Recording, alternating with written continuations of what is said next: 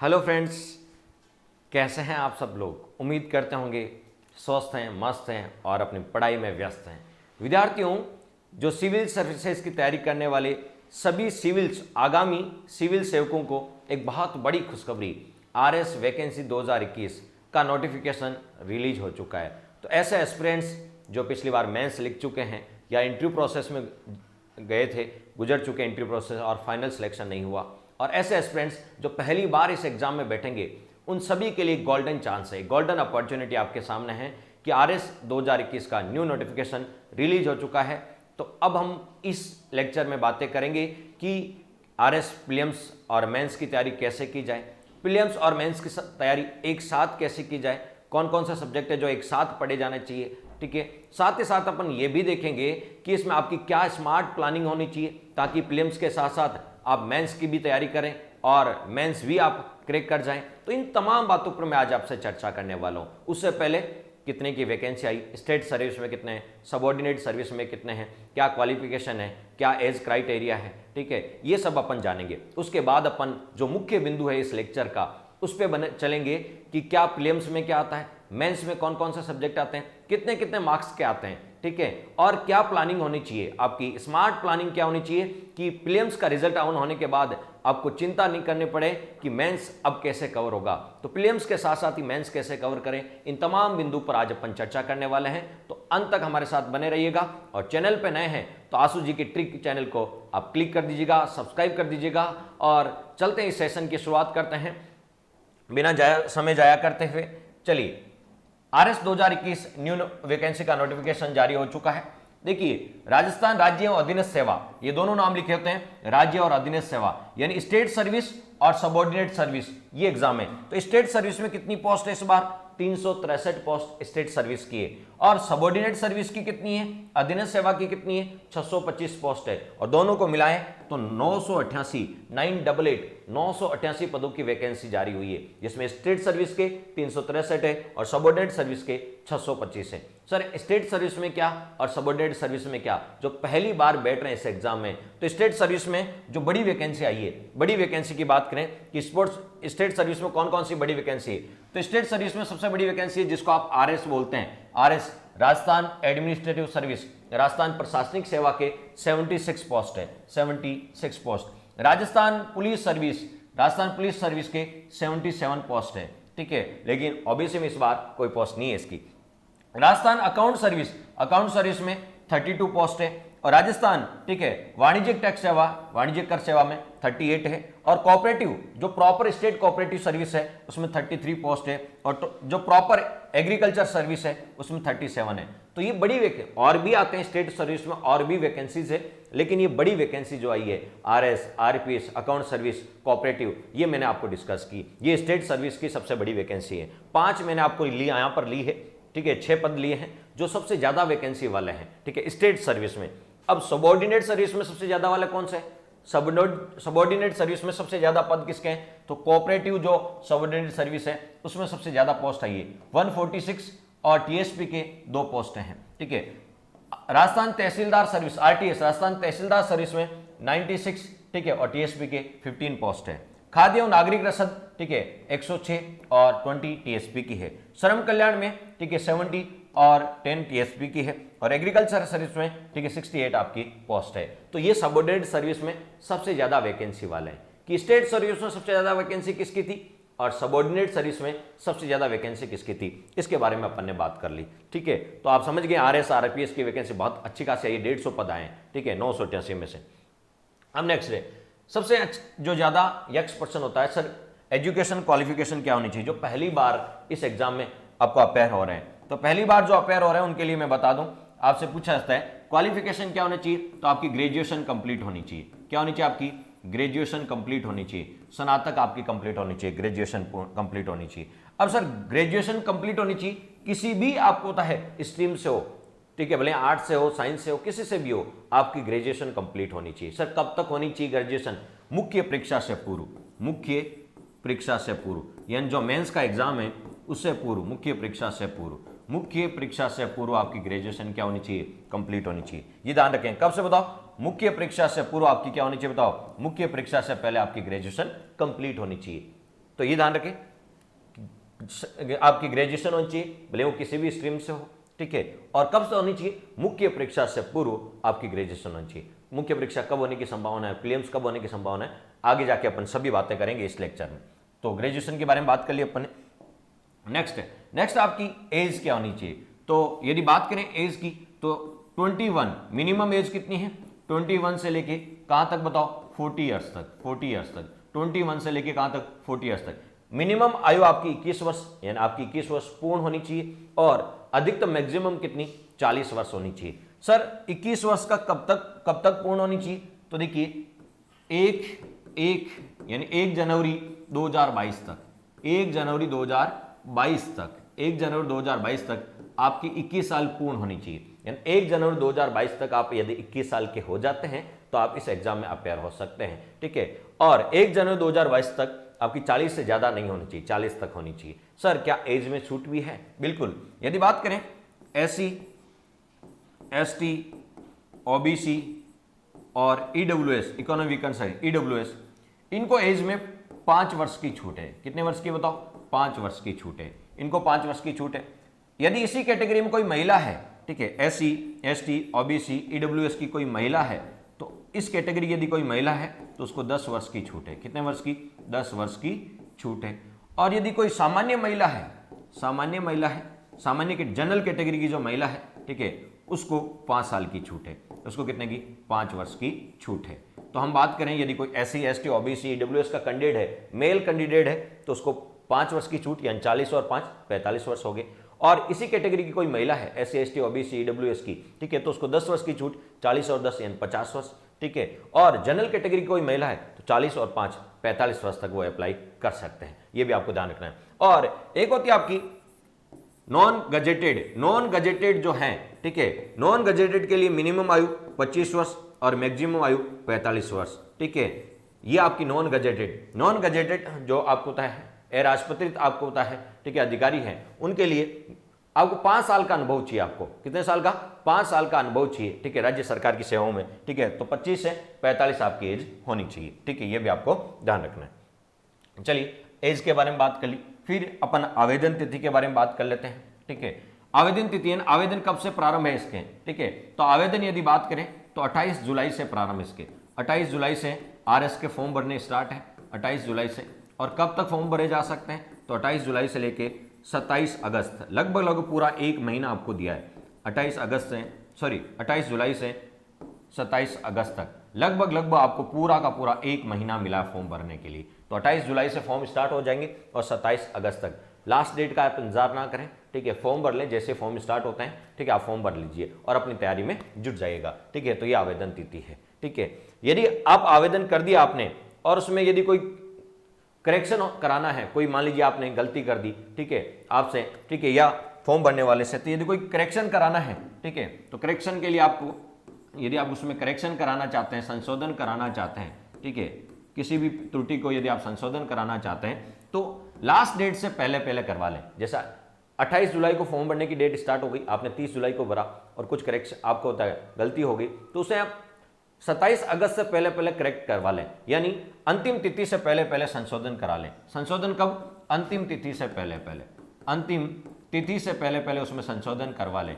और संशोधन के लिए 300 रुपये अलग से चार्ज देना पड़ेगा, ठीक है।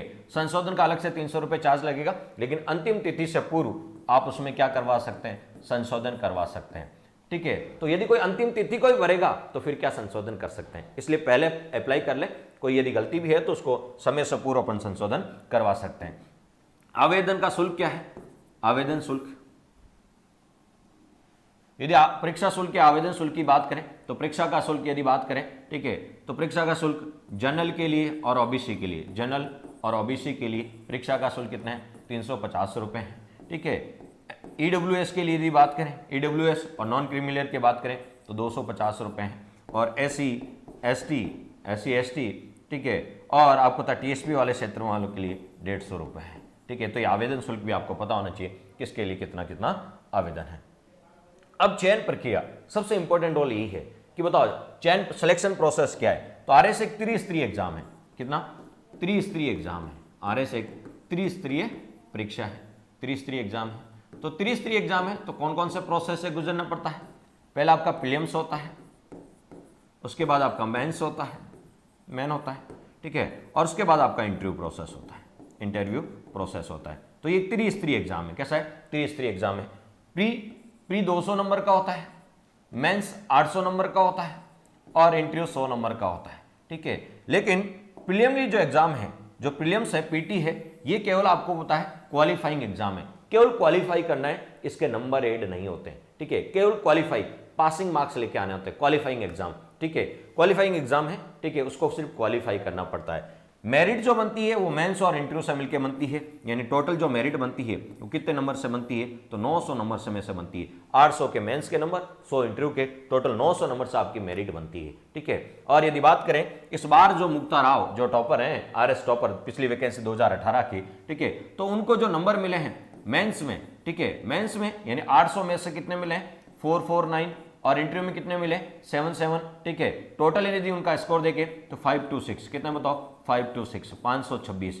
900 में से उनको 526 नंबर मिले, 900 में से 526 नंबर मिले, ठीक है। तो ये आप देख लीजिएगा कि 900 में से 526, और 800 में से बात करें तो उनको 450, लगभग 449 नंबर उनको मिले हैं, 450 कह सकते हैं, ठीक है। 800 में से 450 यानी 50% से अबव उनको नंबर मिले हैं। तो ये ध्यान रखना कि इस बार जो टॉपर है मुक्ता राव, ठीक है, उनके नंबरों से अपन एनालिसिस कर सकते हैं कि बताओ उनको कितने मार्क्स मिले हैं। तो 800 में से 449 लेके आए और 100 नंबर का इंटरव्यू में से 77, तो 900 में से 526 नंबर। अब हम बात करेंगे, सबसे पहले प्रीलिम्स की बात करेंगे। किसकी बात करेंगे? प्रीलिम्स की बात करते हैं सबसे पहले। प्रीलिम्स, जो प्रीलिम्स एग्जाम होता है आपका, आरएस प्रीलिम्स, आरएस जो प्रीलिम्स एग्जाम होता है जिसकी अपन बात कर रहे हैं, तो ये आरएस प्रीलिम्स होता है, इसमें आपको पता है 150 क्वेश्चन आते हैं। नंबर ऑफ क्वेश्चन कितने आते हैं? क्वेश्चन कितने आते हैं? तो क्वेश्चन कितने आते हैं? 150 आते हैं, ठीक है। टोटल नंबर ऑफ कितने मार्क्स के होते हैं? मार्क्स कितने मार्क्स का एग्जाम होता है? तो टोटल यदि बात करें तो 200 मार्क्स का एग्जाम होता है, ठीक है। 150 क्वेश्चन आते हैं, नंबर ऑफ क्वेश्चन कितने हैं? 150 है, और टोटल मार्क्स कितने बताओ? 200 मार्क्स का होता है, ठीक, कितने? 200 मार्क्स का एग्जाम होता है, ठीक है। 150 क्वेश्चन होते हैं, 200 मार्क्स होते हैं, और टाइम कितना मिलता है? तो 3 घंटे का आपको टाइम मिलता है। कितने घंटे का बताओ? 3 घंटे का आपको क्या मिलता है? टाइम मिलता है। ये भी आपको ध्यान में रखना है कि यहाँ पे कितने घंटे का मिलता है बताओ? 3 घंटे का आपको टाइम मिलता है। अब देखिए यहां पे अपन बात करें टाइम, यदि पीटी की टाइम की बात करें, पीटी में कितना टाइम मिलता है?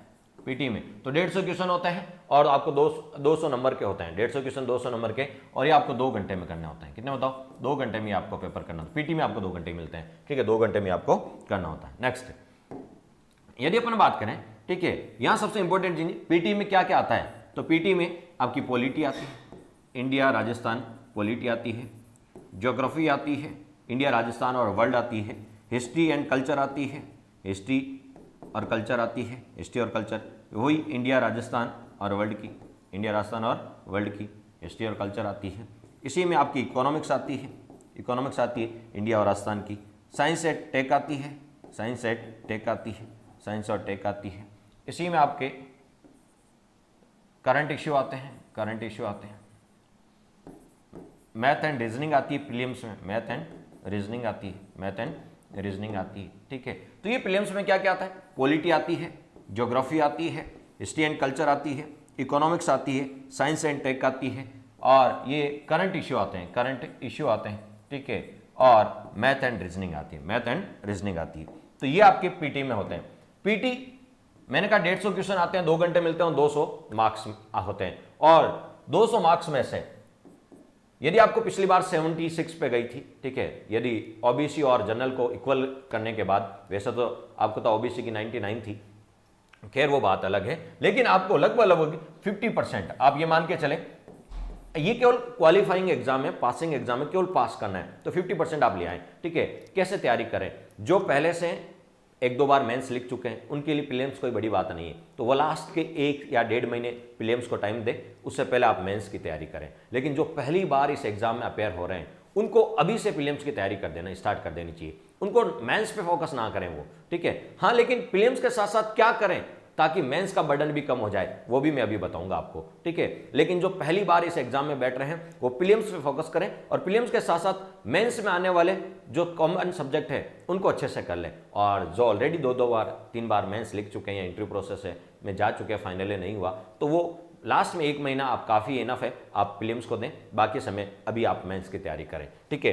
अब देखिए पढ़ें क्या, सबसे मन में विचार आ रहा है पॉलिटी, तो पॉलिटी में आप लक्ष्मीकांत पढ़ लीजिएगा, ठीक है, इंडिया पॉलिटी में। और राजस्थान पॉलिटी में आप हिंदी ग्रंथ अकादमी की बुक कंसिडर कर सकते हैं, और मेरी खुद की बुक भी आती है, ठीक है, जो राजस्थान राज्य व्यवस्था की राहुल चौधरी के नाम से ज्ञान विज्ञान पब्लिकेशन, उसको भी कंसिडर कर सकते हैं, दोनों में से जो आपको सुटेबल लगे, ठीक है। ज्योग्राफी में महेश कुमार बर्णवाल पढ़ लीजिएगा, ठीक है, और इधर हरिमोहन सक्सेना भी आप पढ़ सकते हैं, ठीक है। हिस्ट्री एंड कल्चर के लिए, हिस्ट्री और कल्चर के लिए आपको होता है मॉडर्न हिस्ट्री के लिए, मॉडर्न हिस्ट्री पे ज्यादा फोकस करें, विपिन चंद्रा पढ़ सकते हैं आप, और स्पेक्ट्रम पढ़ सकते हैं, ठीक है। और यहां पे यदि बात करें इकोनॉमिक्स की, तो आप इंडियन इकोनॉमिक्स के लिए रमेश सिंह की बुक्स लेके आ सकते हैं, राजस्थान के लिए नाथुराम गोयनका की बुक लेके आ सकते हैं। प्रतियोगिता दर्पण और इकोनॉमिक सर्वे पे फोकस होना चाहिए, राजस्थान और इंडिया दोनों का इकोनॉमिक सर्वे। साइंस टेक में आप करंट रिलेवेंस साइंस टेक पढ़े, फिर भी विवास और पनोरमा आप कंसिडर कर सकते हैं। करंट इश्यू में आप मंथली मैगजीन कर सकते हैं, क्रॉनिकल कर सकते हैं, ठीक है, या दृष्टि आईएएस कर सकते हैं, अभिव्यक्ति आईएएस कर सकते हैं, ठीक है। और एक डेली न्यूज़पेपर आप कंसिडर करें, नेशनल लेवल का जनसत्ता, द हिंदू कर सकते हैं, ठीक है, और एक स्टेट लेवल का न्यूज़पेपर और स्टेट लेवल की मैगजीन, ठीक है, आप कंसिडर करें, ठीक है। मैथ और रीजनिंग के लिए, ठीक है, आप आर.एस. अग्रवाल वाली बुक को आप कंसिडर कर सकते हैं। तो मोटा मोटा किस पे फोकस करें कि पीटी निकल जाए। जो साइंस बैकग्राउंड के स्टूडेंट हैं, ठीक है, वो साइंस मैथ और रीजनिंग के साथ साथ साइंस पे फोकस करें, ठीक है, साइंस टेक्नोलॉजी पे, ठीक है, क्योंकि उनको हिस्ट्री बोरिंग लगती है, तो वो पॉलिटी और ज्योग्राफी को आपको होता है थोड़ा टाइम दे सकते हैं। लेकिन जो आर्ट्स वाले हैं उनके लिए अब पॉलिटी, हिस्ट्री, ज्योग्राफी थोड़ी इजी है, तो आप इनको स्ट्रॉन्ग कर लें। मैथ और रीजनिंग पे पीटी में कम ध्यान दें तो भी चलेगा, क्योंकि ये मेंस में नहीं आते आजकल मैथ और रीजनिंग, ठीक है। तो आप देखें कि आप किस स्ट्रीम से हैं, ठीक है। आप आर्ट्स से हैं तो हिस्ट्री, पॉलिटी, ज्योग्राफी फोकस करें ताकि मेंस निकल जाए आपका, सॉरी पीटी निकल जाए आपका, ठीक है, यहां से। और यदि आप साइंस बैकग्राउंड के हैं तो आप इन पे मैथ, रीजनिंग और साइंस पे फोकस करें, करंट इश्यू पे फोकस करें, ठीक है, ताकि आप हिस्ट्री नहीं भी पढ़ पाए तो कोई इश्यू नहीं है, ठीक है। लेकिन एवरेज सब लेके चलें, एक एवरेज मार्क्स, ठीक है। चलिए, मैंने कहा पीटी एक क्वालिफाई एग्जाम है, सिर्फ क्वालिफाई करना है, ठीक है। अब आ जाते हैं मेंस में। अब किस पे आ जाते हैं? मेंस पे। मेंस की यदि बात करें तो देखिए, मेंस की पहले बात कर लेते हैं मुख्य परीक्षा की। तो इसमें 4 पेपर होते हैं। कितने होते हैं? 4 पेपर होते हैं आपके, 4 पेपर होते हैं। प्रत्येक पेपर 200 नंबर का होता है, प्रत्येक पेपर 200 नंबर के होते हैं, ठीक है, 200 नंबर का होता है। तो टोटल कितने हो गए बताओ? 800 मार्क्स का हो गया। 4 पेपर होते हैं, प्रत्येक पेपर 200 नंबर का होता है, तो टोटल मार्क्स कितने? 800 नंबर का आपका मेंस का एग्जाम होता है। कितने का होता है? 800 नंबर का मेंस का एग्जाम होता है। और 800 नंबर का आपका जो मेंस का एग्जाम होता है उसमें 4 पेपर होते हैं। कितने होते हैं? 4 पेपर, और 3 घंटे मिलते हैं। एक पेपर को करने में कितने बताओ? 3 घंटे मिलते हैं, ठीक है, एक पेपर के लिए 3 घंटे। और एक ही दिन में 2 एग्जाम होते हैं, ये सबसे बड़ी बात है। एक ही दिन में फर्स्ट पेपर सुबह होगा और शाम को वाली शिफ्ट में आपको सेकंड पेपर होगा, ठीक है। तो 4 पेपर 2 ही दिन में होते हैं, एक दिन में 2 पेपर होते हैं। फर्स्ट और सेकंड पेपर फर्स्ट डे में होता है, फर्स्ट शिफ्ट और सेकंड शिफ्ट मॉर्निंग और इवनिंग वाली में, और दूसरे दिन वही थर्ड और फोर्थ पेपर, ठीक है। तो एक ही दिन में 2 एग्जाम होते हैं, ये भी थोड़ा ध्यान रखें।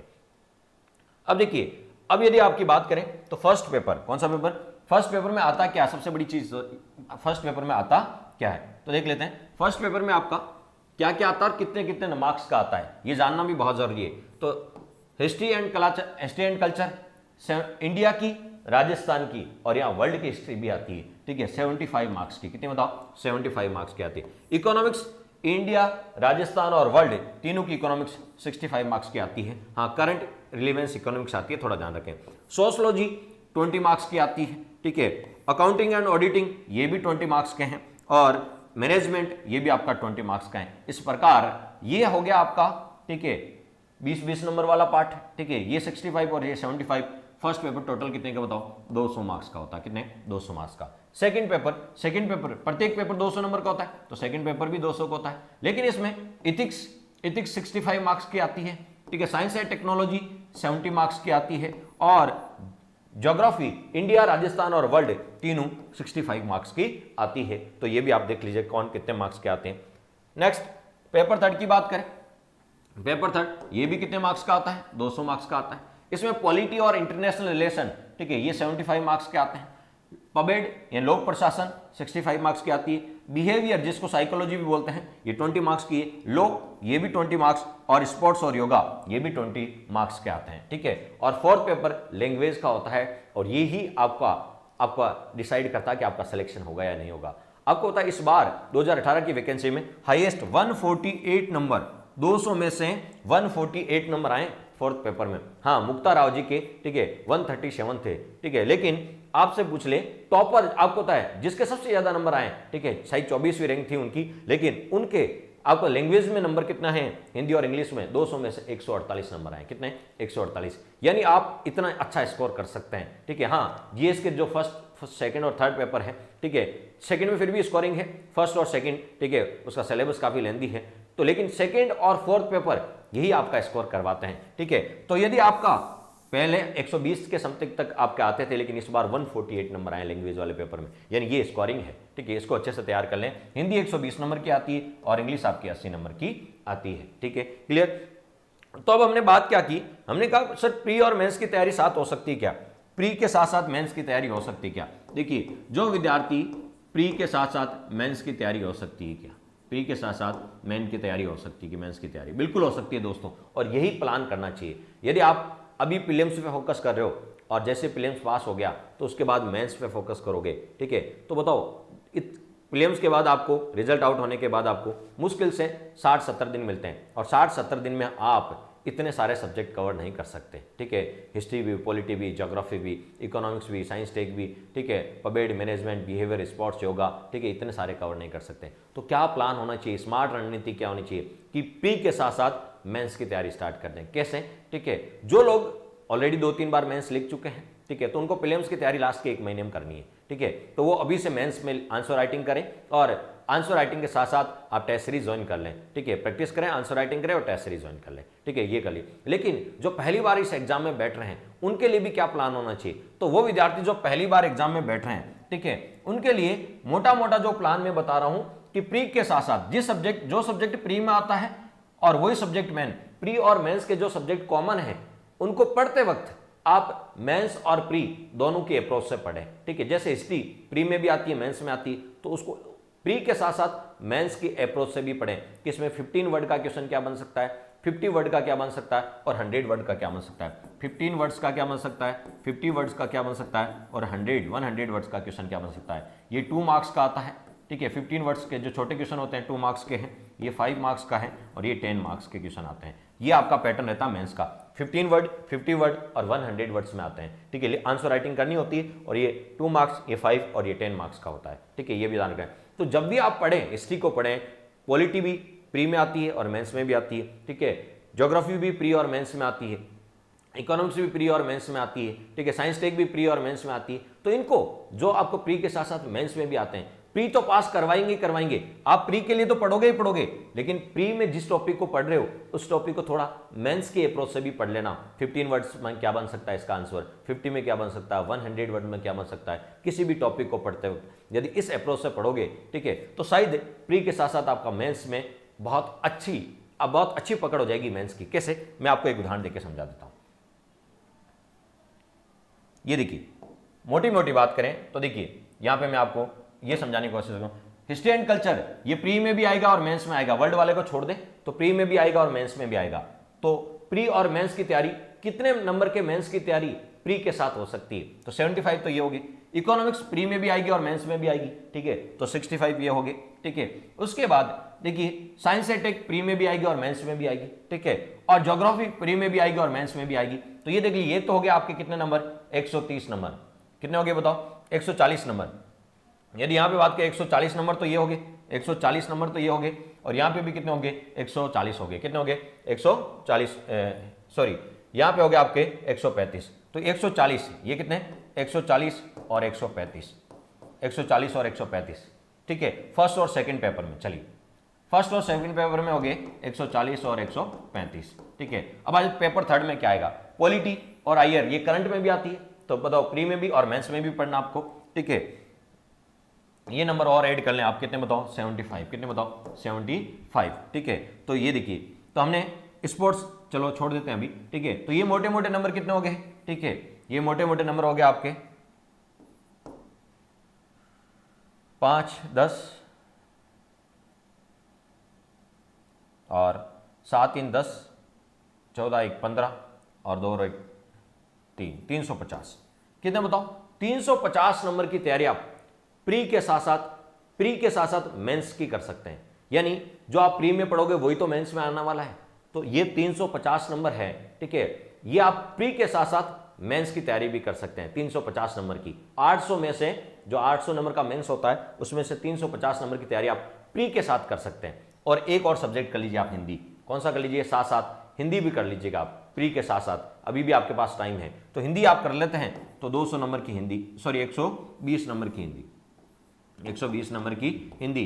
तो आप देख लीजिएगा ये नंबर हो जाते हैं आपके 470। कितने बताओ? 470 नंबर की मेंस की तैयारी तो आप प्री के साथ कर चुके हैं। इसलिए कहते हैं कभी भी सिंगली प्री की तैयारी नहीं करनी चाहिए, प्री के साथ ही आपको मेंस की तैयारी करनी चाहिए, ताकि जैसे प्री का रिजल्ट आए तो फिर आपके पास बर्डन नहीं रहे, ठीक है, फिर आपको छोटे छोटे सब्जेक्ट रहे जो आप 60-70 दिन में कवर अप कर लेंगे, ठीक है। तो ये ध्यान रखें 470 नंबर की तैयारी आपको प्री के साथ करनी है। अब प्री कब होने की संभावना है? तो ये नवंबर दिसंबर में होने की पॉसिबिलिटी है, जनवरी तक हो सकता है, लास्ट जनवरी तक आपका प्री हो जाएगा। फिर भी नवंबर दिसंबर मान के चलते हैं तो अभी भी मोटे मोटे आपके पास 4 महीने हैं। कितने बताओ? 4 महीने हैं, ठीक है, अगस्त सितंबर अक्टूबर नवंबर दिसंबर, ठीक है, तो लगभग 4 महीने हैं। तो 4 महीने में आप ये प्री के साथ तो करना ही है, प्री तो में वैसे ही पढ़ोगे, तो प्री के साथ साथ मेंस अप्रोच से भी उन सब्जेक्ट को पढ़ लेना ताकि आपको 470 नंबर क्लियर हो जाए, ठीक है। अब देखिए बर्डन कुछ भी नहीं रहा आपके पास। अब जैसे आपका प्री निकलेगा, तो देखिए प्री में पढ़ना, प्री निकल गया तो मेंस में अब क्या पढ़ना है? मेंस में ये 20-20 नंबर के पढ़ने, क्यों? ये तो पढ़ लिया आपने प्री के साथ ही, ठीक है। तो देखिए मेंस में क्या क्या पढ़ना है, अब आपको मेंस में ये पढ़ना है सिर्फ, ठीक है। ये देखिए 20 और 20, ये छोटे छोटे 20-20 नंबर वाले आपके, ठीक है, पार्ट पढ़ना है, ठीक है। इधर आपको इथिक्स पढ़नी है, क्या पढ़नी है? इथिक्स पढ़नी है, ठीक है। ये मेंस में पढ़ना 60 दिन में, ठीक है, जब प्री का रिजल्ट आएगा जाएगा उसके बाद। और इधर क्या पढ़नी है? ये देखो 20-20 नंबर के पढ़ने हैं, ठीक है। और इधर आपको लोक प्रशासन 65 नंबर का पढ़ना है और इंग्लिश पढ़नी है। तो बताओ इतना तो आप 60 दिन में कर सकते हैं प्री का रिजल्ट आने के बाद, ठीक है। प्री और मेंस के बीच जो टाइम मिलेगा, हाँ इतना तो कर सकते हैं, लेकिन सब कुछ आप 60 दिन में नहीं कर सकते। इसलिए कहते हैं कि प्री में जो सब्जेक्ट आते हैं उनको मेंस के अप्रोच से तैयार करें, ताकि प्री के साथ साथ आपका मेंस का सिलेबस भी कवर हो जाए। और जैसे ही रिजल्ट आए, ठीक है, जैसे ही रिजल्ट आए तो उस रिजल्ट आने के बाद आप, ठीक है, मेंस में जो बचे हुए उन पे एक बार फोकस कर लीजिएगा और उन पे रिवाइज कर लीजिएगा, ठीक है। तो ये स्मार्ट रणनीति है। कभी भी जो प्री पे, कुछ विद्यार्थी होते हैं पहले प्री पे फोकस करते हैं फिर मेंस पे फोकस करते हैं, ठीक है, तो बताओ उनका कभी भी सिलेक्शन नहीं होता। लिख के देते हैं कभी भी सिलेक्शन इसलिए नहीं होगा क्योंकि पहले प्री पढ़ा, प्री के अप्रोच से पढ़ा, प्री का रिजल्ट आने के बाद रिजल्ट का इंतजार करेंगे, रिजल्ट आने के बाद मेंस की तैयारी करेंगे, तो 60 दिन में क्या इतने सारे सब्जेक्ट हो जाएंगे? नहीं होंगे दोस्तों, हम पिछड़ जाएंगे। इसलिए जो मेंस में जो सब्जेक्ट आते हैं, प्री और मेंस के सब्जेक्ट जो कॉमन है उनको तो पहले ही आप कंप्लीट कर लो, और उसके बाद जो नए हैं जो छोटे छोटे 20-20 नंबर के हैं उनको आप प्री का रिजल्ट आने के बाद कर लो। ये एक स्मार्ट रणनीति है जिससे आपका सिलेक्शन हो सकता है, ठीक है। तो प्री आपका नवंबर दिसंबर तक पॉसिबिलिटी है और मेंस तो जून तक पॉसिबिलिटी है, जून 2022 तक आपका मेंस हो जाए। तो सभी को मेरी ओर से अग्रिम शुभकामनाएं जो सिविल सर्विसेज की तैयारी कर रहे हैं। फिर भी यदि आपका कोई डाउट्स रह गया तो आप मुझे कमेंट बॉक्स में लिख सकते हैं, मैं उसका आंसर देने की कोशिश करूंगा, ठीक है। किसी प्रकार का यदि कोई आप किसी प्रकार का कोई डाउट्स है तो मैंने प्री का, मेंस का सर इंटरव्यू का बाद में बता देंगे। इंटरव्यू किस पे बेस होता है? आपके नाम से रिलेटेड, आपकी पृष्ठभूमि से रिलेटेड, आपके ग्रेजुएशन के सब्जेक्ट से रिलेटेड, आप कहाँ से बिलोंग करते हैं डिस्ट्रिक्ट से रिलेटेड, ठीक है, उसकी कल्चरल कह सकते हैं, इकोनॉमिक कह सकते हैं, पॉलिटिकल है, ठीक है, वो यदि किसी चीज़ में फेमस है। साथ ही साथ आपका जो इंटरव्यू हॉबी बेस होता है, आपकी हॉबी क्या है, ठीक है, आप पहले जॉब में हो तो बताओ उसके रिलेटेड, या जॉब में नहीं हो प्राइवेट सेक्टर में तो उससे रिलेटेड होता है, ठीक है। इस प्रकार के बहुत सारे जो एस्पेक्ट्स होते हैं, करंट इश्यू पे मेनली फोकस होता है, तो उन सब पे अपन बाद में बातें करेंगे। अभी हमने प्री के बारे में चर्चा कर ली। प्री केवल पासिंग होता है, सिर्फ इतना करें कि आपका पास हो जाए, प्री निकल जाए। मेंस पे फोकस करें क्योंकि स्कोर वहीं से होने वाला है, मेंस से ही रिजल्ट निकलेगा आपको। आपका जो फाइनल सिलेक्शन होने वाला है वो किससे होगा? मेंस से होगा, क्योंकि आपको पता है 800 नंबर का मेंस और 100 नंबर का इंटरव्यू, ये 900 नंबर में से आपकी मेरिट बनेगी। तो ये 800 नंबर आपके हाथ में है, ठीक है। इंटरव्यू में क्या मिलेगा क्या नहीं वो आपका हाथ में नहीं है, लेकिन 800 नंबर आपके हाथ में है और यहाँ से आपको बाजी मार जाना है, ठीक है, ताकि आपका फाइनली सिलेक्शन हो जाए और आपके सपने पूरे हो जाएं। तो जो सिविल सर्विसेज का जुनून है, जिनमें जो एस्पिरेंट्स हैं या जो पहली बार इस एग्जाम में अपेयर हो रहे हैं, उन सभी को मेरी ओर से ढेर सारी अग्रिम शुभकामनाएं कि आपके सपने पूरा हो, ठीक है। और उसमें रिलेटेड जितने भी हमसे हेल्प चाहिए, जो हमारे से जो आप गाइड चाहिए, वो हम आपको अवेलेबल कराएंगे। धन्यवाद दोस्तों, थैंक्स फॉर वॉचिंग।